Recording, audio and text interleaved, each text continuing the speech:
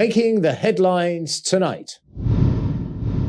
Vietnamese ambassador to Cambodia Nguyen Hue Tang visits Cambodian National Assembly President Heng Samrin and pledges to develop further cooperation with Cambodia. Prime Minister Hun Sen to visit Myanmar next month, following the visit of its Foreign Minister Wun Myung Lin at the kingdom.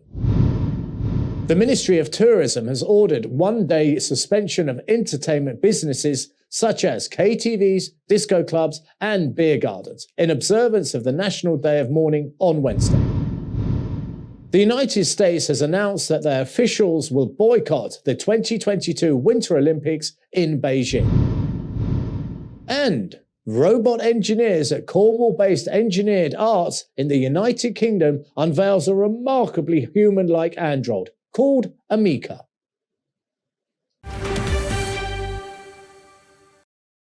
This is the Daily Roundup on the EAC News Channel. A very good evening to you.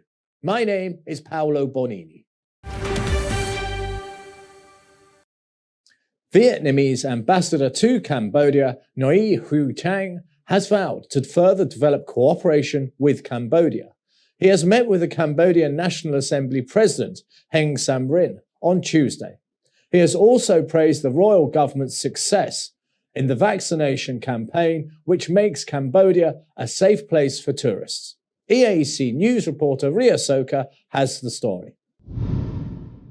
The newly appointed Vietnamese ambassador to Cambodia, Nguyen Hue Tang, has met with the National Assembly President Heng Samrin on Tuesday morning. The ambassador has praised and congratulated the royal government of Cambodia for its development.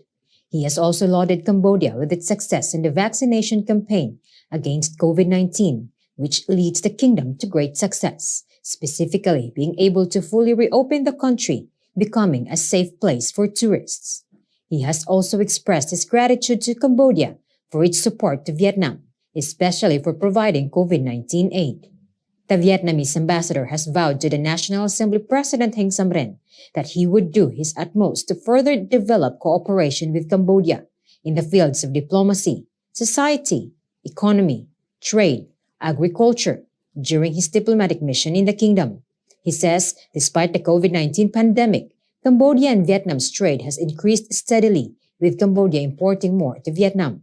On his side, the National Assembly President has stated that the role of Nguyen Hue Tang as the ambassador of the Socialist Republic of Vietnam to Cambodia is very important to enhance the existing friendly relations and good cooperation between the two countries, Cambodia, Vietnam, even better in another level. He has commended the cooperation of the two governments in all fields, bringing benefits to the two nations and its peoples. In addition, National Assembly President Heng Samrin has thanked the government of Vietnam for providing $25 million for the construction of a new administrative building to the National Assembly of Cambodia. They are still in the process of selection construction companies, as many have submitted bids, including Vietnamese companies. He has confirmed that the construction of a new administrative building of the National Assembly, with the help of Vietnam, is scheduled to open in early 2022. Raya Soko, EAC News.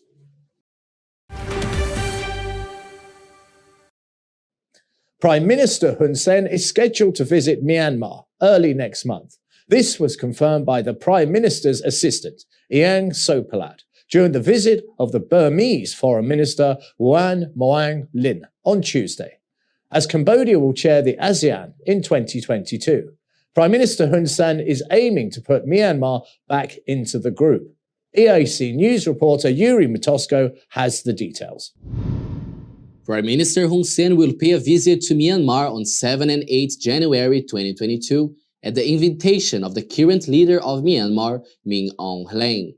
Last week, Prime Minister Hun Sen announced that he was ready to travel to Myanmar in the near future, saying that leaving Myanmar out of the ASEAN was a loss of ASEAN's stalemate, which originally had 10 countries. He also says that leaving Myanmar out of the regional group, it does not respect the ASEAN Charter. He emphasized that the ASEAN Charter does not require the expulsion of any member. According to the Prime Minister, these are just some of the thoughts of the future ASEAN chair. He says if the honor of the house itself cannot be organized, what is ASEAN unity, ASEAN middle ground? Cambodian will be the rotating chair of ASEAN in 2022, which will have many issues that Cambodia needs to lead to solve both regionally and globally. Cambodian has twice chaired ASEAN, in 2002 and 2012. Yuri Matosko, EAC News.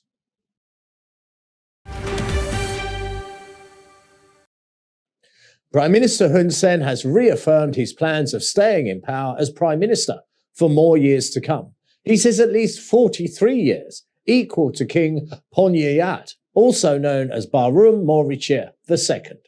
The Prime Minister announced his desire to serve for many more years during the inauguration ceremony of the National Road No. 11 in Phra Vinh Province on Monday. Hướng hôn mà nay dưới ở số 3 ngày đây đúng không?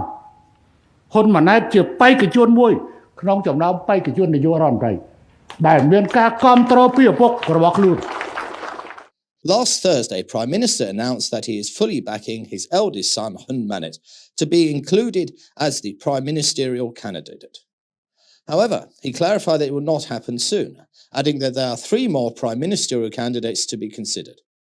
The Prime Minister has also reminded that on the 14th of January next year, it will be the 37th anniversary of his tenure as Prime Minister of Cambodia. He has stressed that at least 10 more years will be needed to surpass King Ponyayat. King Ponyayat resigned in the first half of the 15th century, historically known as a valiant king who had recaptured Angkor from Siam, as well as the king who established Phnom Penh's capitals of importance. However, according to his announcement, he was asked to advance the transfer of his post to Hun Manet, but Prime Minister Hun Sen answered it is not possible to promote Hun Manet as he is not of the correct age to take leadership, and Hun Sen reflects that his work as leader for the nation needs to be completed.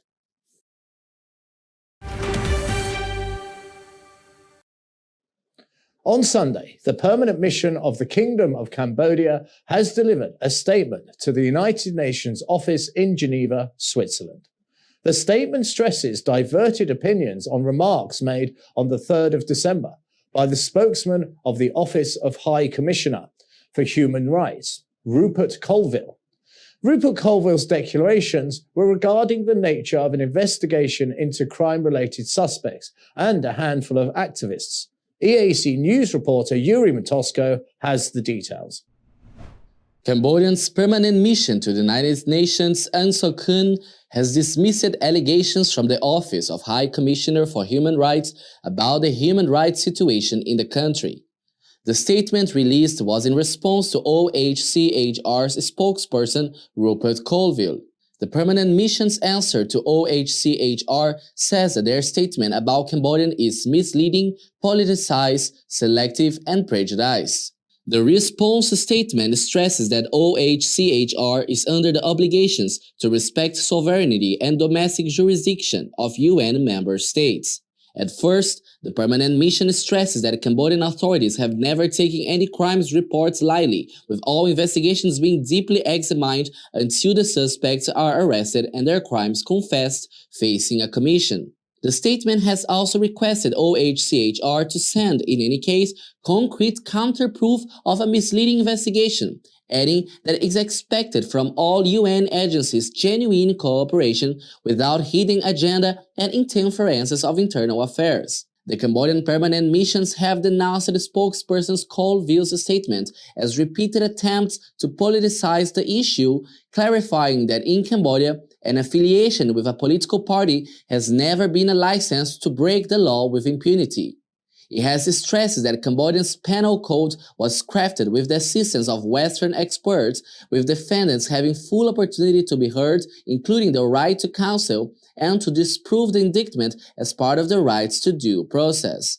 The statement concludes that instead of targeting domestic affairs of a foreign state, the OHCHR should have devoted scarce resources to address a worrying trend of human rights challenges, such as hate speech, disinformation, and incitement, including vaccines discrimination disguised under the freedom of expression. Yuri Matosko, EAC News. In a move to show collective respect to the late Prince Norodom Ranariddh, all karaoke clubs and bars across the country are ordered to close, to mourn the prince. on Wednesday, the 8th of December. This is to pay tribute to the late Prince Roundup, who had served the Kingdom of Cambodia for many long years. EAC news reporter Kong Se-po has the story. The Ministry of Tourism has advised the owners or managers of entertainment clubs such as KTVs, disco clubs, and beer garden businesses to suspend trade for a day. This is to join the national mourning period for the death of Prince Roundup. All ministries, school, hospital, and all civil servants of the armed forces and pagoda are required to raise the flag to half-mast. The ministry also advised other businesses owners such as restaurants to suspend alcohol sale on that day. It has also been stated that all national and private radio and television stations must suspend their broadcasts that are entertainment-based in order to pay their respect to the late Prince Roundup. Prince Roundup died at the age of 77 in France on the morning of 28 November. He was born on 2nd January 1944 as the second son of Prince Roundup and his wife Pat Cagnon. He was the first Prime Minister from 1993 to 1997 and was the President of the National Assembly from 1998 to 2006. His body is being laid at his palace in Phnom Penh from 5 December and will be cremated on Wednesday. Kong Se-po, EAC News. Cambodia's daily COVID-19 numbers are now at 120,286.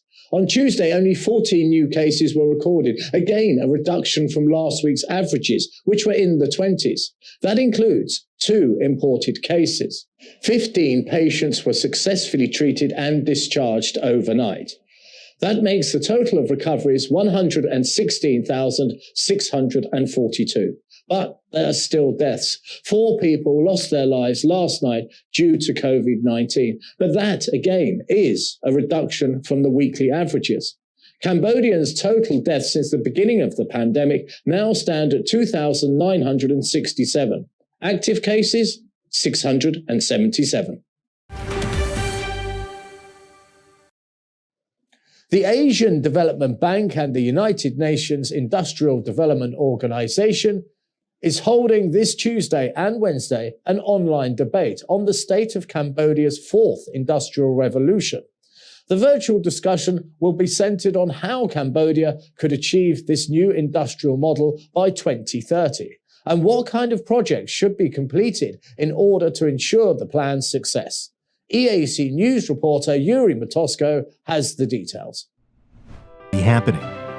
Asia's example can lead the way in preparing for a future with quality jobs and inclusive growth. We must act now to prepare for this change. The workshop on Cambodia's transformation in a 4th industrial revolution has the collaboration of the Ministry of Economy and Finance, as well as the Ministry of Industry, Science, Technology and Innovation. 400 participants from relevant government bodies, development agencies, private sectors, media and academic institutions will be also present at the meeting. One of the subjects to be delivered during the workshop is the adoption of the Digital Economy and Society Policy Framework 2021-2035 set by the royal government as an effort to improve the kingdom's digital efficiency in order to get ready for future crises, such as the current pandemic of COVID-19. Other topics to be discussed will be diagnostic studies and policy analysis, progress and challenges in the implementation of the government's policies and strategies, experiences of national and international industries in adopting new technologies, and the role of education and training institutions in preparing and strengthening the country's competitiveness under the new industry model. Yuri Matosko, EAC News. UNIDO, the United Nations Industrial Development Organization, assists countries with a smooth transition to the 4th Industrial Revolution. Technologies such as artificial intelligence, robotics, 3D printing, blockchains, and quantum computing, as well as advances in energy storage and generation, are revolutionizing our world and the industrial landscape. The fourth industrial revolution has a key role to play in enabling inclusive and sustainable industrial development and the achievement of the 2030 Agenda. Innovation and digital transformation are not only a source of quality employment and the backbone of any knowledge-based economy, they also enable vulnerable groups to increase their participation in productive activities. The use of green technologies reduces carbon emissions, optimizes energy use, saves costs, and enhances productivity to address challenges such as climate change and energy access. UNIDO assists countries through policy advice, technology transfer, capacity building, partnership arrangements, and skills improvement, as well as entrepreneurship and employment programs for women and youth. By reaping the benefits of frontier technologies, we're not only mainstreaming our industry innovation systems, we're reshaping our future and making it work for all.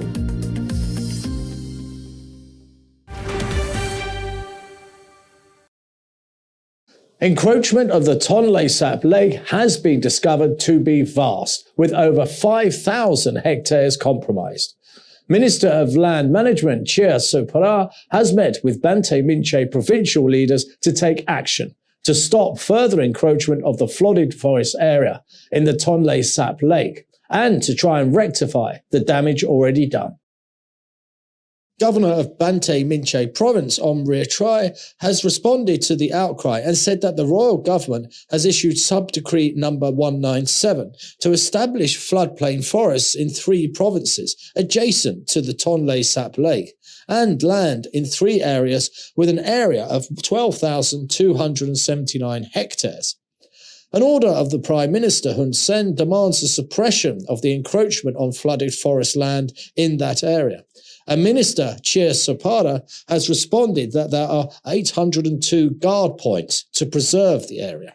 The team in charge has been detailed to inspect the flooded forest area and that an assessment is underway to see the extent of any other encroachment. The minister has confirmed that the flooded forest must be confiscated as state property, and the crackdown must be strengthened to prevent the encroachment on the flooded forest land to prevent further encroachment.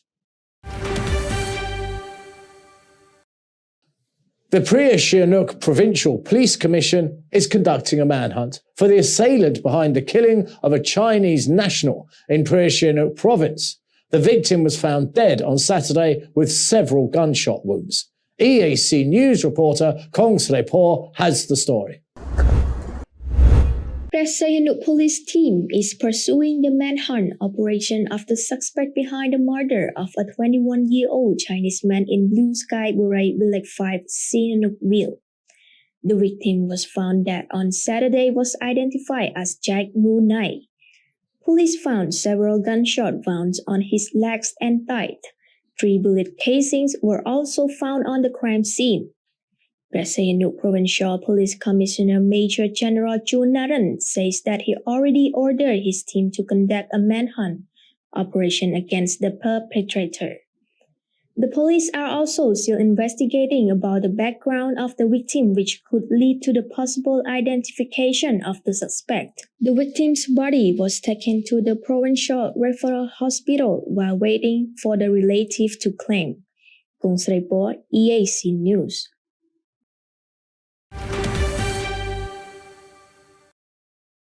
A Human Rights Watch official on Monday has denounced a 4-year jail term handed down to Myanmar's ousted leader Aung San Suu Kyi as being from a kangaroo court and describing it as ridiculous. A court in military-ruled Myanmar has sentenced the 76-year-old Nobel Prize winner to 4 years in jail on Monday on charges of incitement and breaching coronavirus restrictions. President Win Myint was also sentenced to 4 years in prison. The court delivered its first verdicts in numerous cases against Suu Kyi and other official leaders detained by the military in a coup on February. The Deputy Director of Human Rights Watch Asia Division, Phil Robertson, boldly says that the sentences themselves are ridiculous. They are talking about inciting public unrest, which according to them is something that military just made up. Aung San Suu Kyi has been incited for violating COVID-19 regulations because a rally waved at her. Plenty of people campaigning back in November 2020 for election. The campaigns were for different candidates, but Aung San Suu Kyi is being persecuted because of it. They can't beat her in a democratic election, so they've decided to have a coup and to use a kangaroo court, in a judicial system that has been doing the bidding of the military for more than 5 decades to lock her away. I don't expect that we're ever going to see her again as a politician in Myanmar. I think that they're going to continue to pile charges on her so that she essentially dies in detention. Myanmar has been in turmoil since the coup against Aung San Suu Kyi democratically elected government has sparked widespread protests and raised international concern about the end of tentative political reforms following decades of military rule. After the verdict on Monday, people take to streets in Myanmar after Aung San Suu Kyi sentenced to jail. People seen protesting in Yangon, Myanmar after deposed leader Aung San Suu Kyi found guilty in widely criticized trial. Aung San Suu Kyi is set to serve 2 years in detention at an undisclosed location, a sentence reduced from 4 years after a partial pardon from the country's military chief.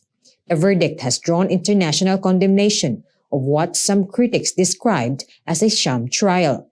The military has not given details of where Aung San Suu Kyi has been detained, and it was not immediately clear if the sentencing would mean any immediate change in her circumstances. The United States has announced on Monday it will not send government officials to the 2022 Winter Olympics in Beijing. China, in return, has pledged unspecified countermeasures against any such diplomatic boycott. President Joe Biden has declared last month that he was considering such a diplomatic boycott amid criticism of China's human rights record, including what Washington says is genocide against the minority Muslims in its western region of Xinjiang. It's confirmed White House Press Secretary Jen Psaki has announced that the Biden administration will not send any diplomatic or official representation to the Beijing 2022 Winter Olympics and Paralympic Games. She says this is due to China's ongoing genocide and crimes against humanity in Xinjiang and other human rights abuses. However, she highlights that the athletes on Team USA have the government's full support. Joe Biden has told Chinese President Xi Jinping standing up for human rights is in the Americans' DNA.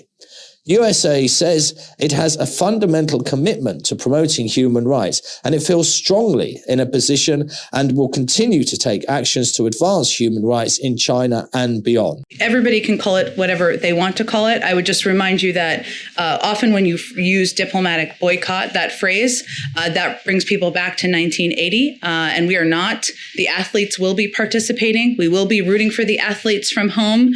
I am an Olympics-obsessed person, so I'm looking forward to doing that. But I think this is just an indication that it cannot be business as usual, that not sending a diplomatic delegation sends that message. That does not mean, I think this was your question, just to come back to it, that is the end of the concerns we will raise about human rights abuses in Xinjiang. She has added that they have already taken a number of steps. We've been a leader in the world in leading actions through the G7. We're obviously also working with Congress, but this is just sending a message that given these human rights abuses, we cannot proceed with business as usual. Meanwhile, Chinese Foreign Minister spokesman Zhao Lijiang has said earlier in Beijing that those calling for a boycott are grandstanding and should stop, so as not to affect the dialogue and cooperation between China and the United States in important areas. He emphasizes no one cares if politicians come to Beijing Winter Olympics or not, amid a report that the Australian Prime Minister Scott Morrison is also considering a diplomatic boycott of the Beijing 2022 Winter Olympics. The United States is next due to host an Olympics in 2028 in Los Angeles, raising the question of how China might respond in the interim.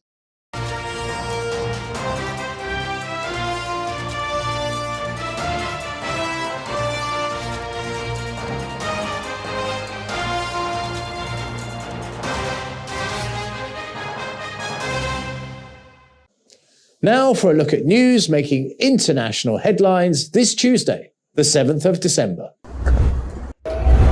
Supporters of French far-right presidential candidate Éric Zemmour have thrown punches in chairs at several protesters wearing anti-racism t-shirts during his first political rally on Sunday. An identified woman protester with blood on her face says that the protesters had worn shirts with the words "No to Racism." Their presence on Sunday was to show that not everyone agrees with Zemmour. They want to pose in a peaceful way. They wore "No to Racism" t-shirt that she took off to avoid being hit again. She further says she did not expect it that way. She ignored the risk like the other anti-racists who were there because they thought they were in a democracy where one could say what she wanted to say without physical consequences. She has added that they were peaceful militants. Zemmour has promised a reconquest against decades of decline during his nearly an hour and a half long speech, the first he has given since declaring his candidacy. He said he was calling the party Reconquest, a name that evokes the history period known as Reconquista, when Christian forces drove Muslim rulers from the Iberian Peninsula. With echoes of Donald Trump's first campaign for U.S. president, Zemmour has promised to slash immigration and taxes to cheers from flag-waving supporters that organizers put around 10,000. Zemmour, who has been convicted for inciting racial hatred, is the main challenger to longtime far-right figure Marine Le Pen for a place in the second runoff round of next April's election, most likely against President Emmanuel Macron. The biggest mountain on the island of Java thundered to life Saturday, ejecting a mushroom of volcanic ash into the sky and raining hot mud as thousands of panicked people fled their homes. Rescue operations ongoing to retrieve bodies of Indonesia volcano victims. The challenge of the evacuation operation was mainly because the bodies were trapped under logs and rocks and the soil is still hot. With a few spades and bare hands, rescuers have dug up 3 bodies buried underneath blankets of volcanic ash on Monday. A search and rescue official has reported that 3 bodies were among a family of 9 that went missing after the dramatic eruption of Mount Semeru on Saturday. Indonesia's Disaster Mitigation Agency has said in a statement Monday that the death toll had risen to 15. Authorities are expecting for more bodies, while 27 people remain missing. More than 100 people had suffered injuries from the eruption, mostly burns. Fresh volcanic activity on Monday has hampered search efforts for survivors. It spewed more ash, forcing rescue teams to pull out from some areas because it could endanger evacuation teams. In addition, the head of the Semeru Volcano Observatory, Liswanto, has warned people to keep a safe distance from the mountain amid reports that anxious residents had returned to their homes to check on belongings and livestock. Health authorities have announced on Monday that nearly 70 nurses and doctors working in the intensive care unit at a Spanish hospital have tested positive for COVID-19 after attending a Christmas party. The Andalusian regional government has confirmed 68 medics at the University Regional Hospital in Malaga have been diagnosed with the coronavirus. Health authorities have said they were investigating the source of the infection, but has added that all 68 attended the Christmas party on 1st December, at which 173 people were present. Those who contracted COVID-19 all had antigen tests on the 3rd booster vaccinations before attending the party. A possible source of the infection could have been a large meal for hospital staff, but those infected have shown mild symptoms. Health authorities in Andalusia have recommended staff at other public and private hospitals not to attend Christmas or big parties yet. 4 cases of the Omicron variant have meanwhile been confirmed in Spain's Balearic Islands. A father has arrived in the Balearic Island recently and has infected 2 members of his family, and a 4th person recently arrived in Spain from South Africa.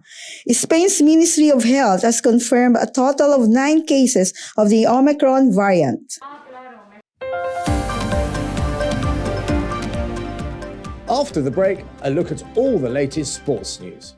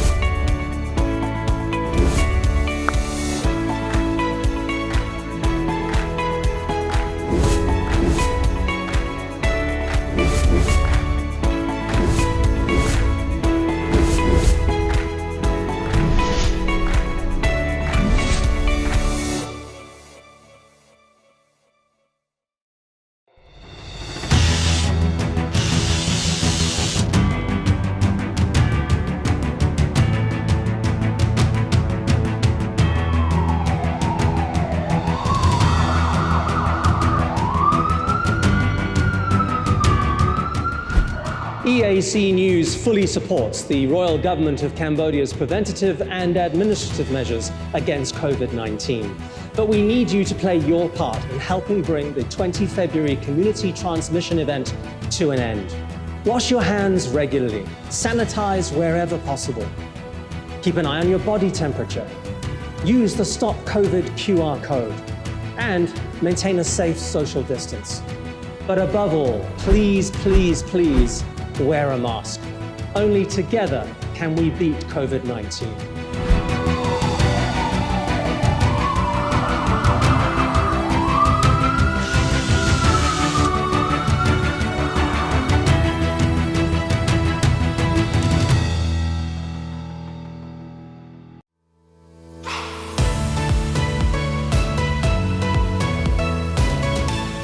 EAC News' audience is growing. Our YouTube channel has over 150,000 verified subscribers. To mark the milestone, we've received the Silver Creator Award from YouTube. It's given to channels with over 100,000 subscribers. YouTube CEO Susan Wojcicki says the award celebrates EAC News' hard work and incredible achievement. She says we brought a unique voice and style to the world, but have also created valuable connections and built a community along the way. The next milestone we're going for is 1 million subscribers, and we'd really like that Gold Creator Award. So if you're not already a subscriber, head to YouTube and search for EAC News. Subscribers get alerts when the daily Roundup is premiering and live events are streaming. Get all the latest breaking news and updates from Cambodia in English. The EAC News channel on YouTube. Cambodia made clear.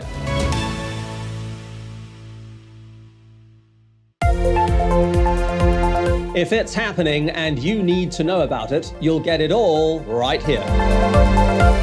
EAC News brings you updates and breaking news in English across all of our platforms and channels. The EAC News app, YouTube, Facebook, Telegram, Twitter, and our website www.eacnews.asia. Join me, Andrew Barnes-Roberts, and the rest of the EAC News team every day on your favorite channels. EAC News, Cambodia made clear.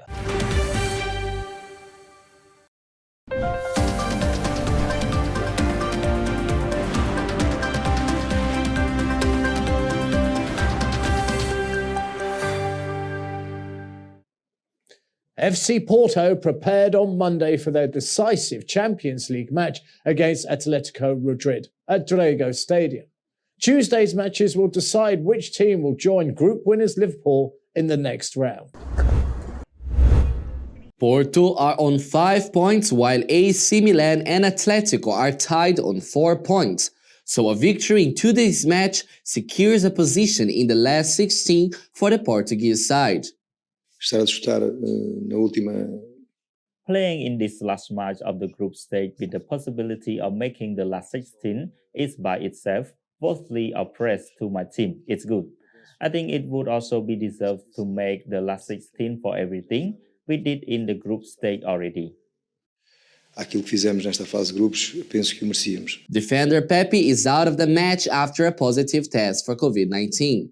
Pepe tested positive for COVID-19, and unfortunately for us, it's a situation that's out of our control, and that is part of what's happening in society. For that reason, Pepe will miss in this match. I'm convinced Milan will win against Liverpool, like I knew that Milan would get a good result against Atletico. So we just need to win our match and not think about the other. O PP vai ficar de fora por esse motivo. Porto can secure qualifications with only a draw if AC Milan fail to beat Liverpool in front of their own supporters. Conceição said his players need to go out and win their match because he believes AC Milan will beat what will likely be a second-string Liverpool at San Siro. Oman secured their passage into the knockout stages of the Arab Cup on Monday, after a convincing 3-0 win over Bahrain in their final Group A fixture to set up a quarter-final clash with Group B winners Tunisia. Both sides came close to scoring early on when Oman hitting the bar through Salal Al-Yahawi and Bahrain hitting the post from an Al-Madin header. Oman eventually opened the scoring with a close-range header by Al-Manha Al-Ahwawi in the 41st minute. They doubled their lead 5 minutes into the second half with a clinical header by Ashad Al-Alwawi, and Kahad Al-Hajir scored with a left hook strike in the 59th minute to seal the win. Both teams came into the final game with a draw against Iraq and a loss to hosts Qatar in the earlier group games. Oman's fate was out of their control as an Iraq win against hosts Qatar would have seen Iraq qualify in second place to Qatar in that group. But Qatar struck 3 rapid-fire goals in the last 10 minutes to ensure Iraq, the most successful Arab Cup team in the tournament's history with 4 titles, were eliminated from the competition.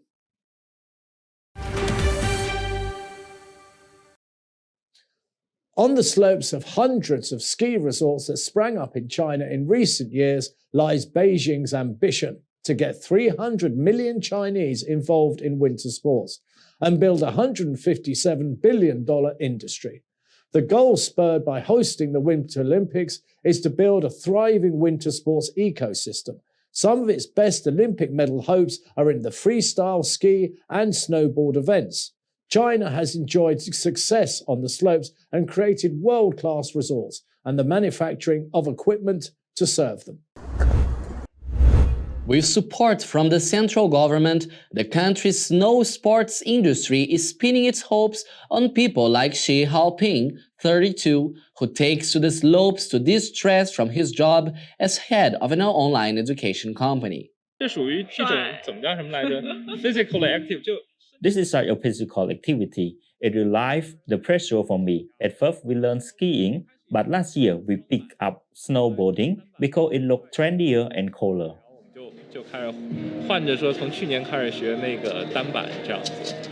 The stakes are high, and not just for China, as the global snow sports industry looks to rising incomes in the world's most populous nation to offset what industry data shows to be stagnating participation in traditional ski markets.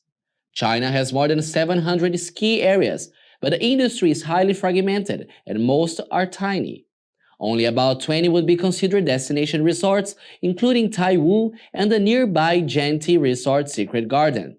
which will host the Olympic freestyle skiing and snowboarding competitions. With snowfall scarce in many parts of China, including the winter sports hubs of Zhangjiakou, the necessity of water for snowmaking limits intensive resort development.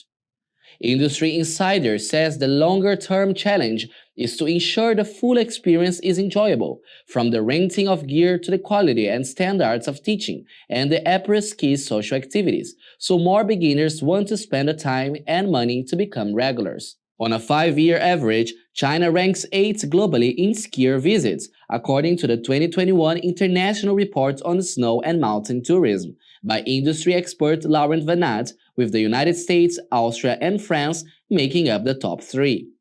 Unlike in the United States and Europe, where skiers are predominant, China's snow sports market skews towards boarders like Anthony Zhang, 31, who works in finance and was decked out in $2,355 worth of gear, including a baby blue snowsuit and pink snowboard for his first time on genuine slopes.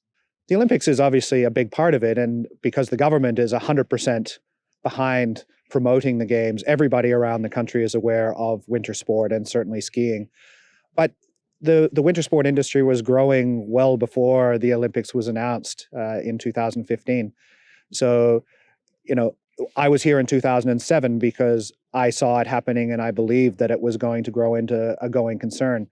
And it was already on the uptick. Really, just the Olympics has accelerated it. But everybody around the country is fully aware of what winter sports is by now. And now a look at the weather and see what you can expect for tomorrow.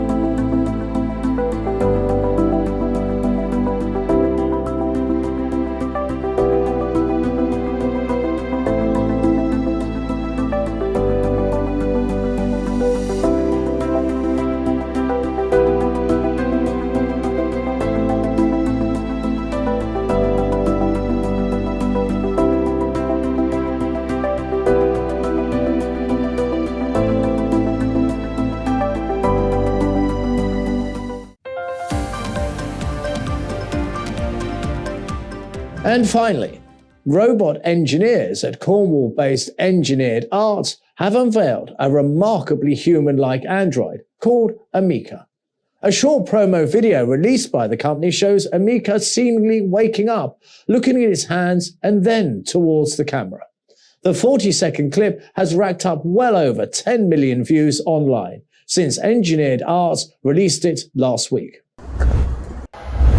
Amika has gray-colored skin with deliberately gender and race-neutral characteristics.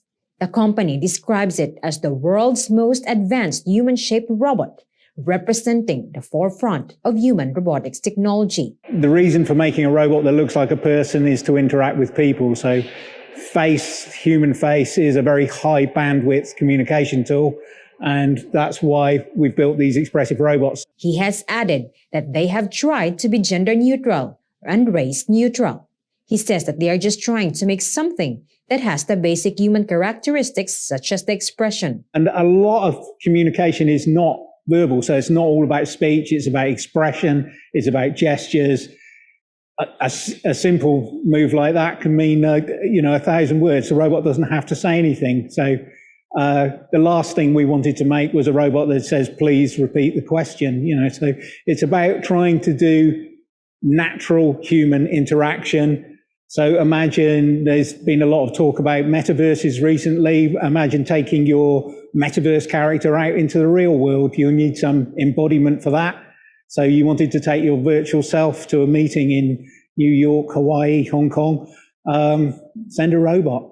Engineered Arts designs and manufactures humanoid entertainment robots for science centers, theme parks, and businesses. Amica is now available for purchase or rental, though Jackson believes it is the perfect test platform for artificial intelligence. A lot of people working on AI, interaction, all kinds of new apps that are using vision systems, segmentation, face recognition, speech recognition, voice synthesis. But what you don't see is the hardware to run all that software on. So what we're trying to provide is a platform for AI. He added that Amica is the culmination of 15 years of work, and one robot costs over $133,000 to buy. Thank you for watching the Daily Roundup here on the EAC News Channel. For more breaking news and updates, check out our website, eacnews.asia, or search EAC News on Telegram or at your favorite app store. More from the EAC News team tomorrow night, 8 p.m. We'll see you then.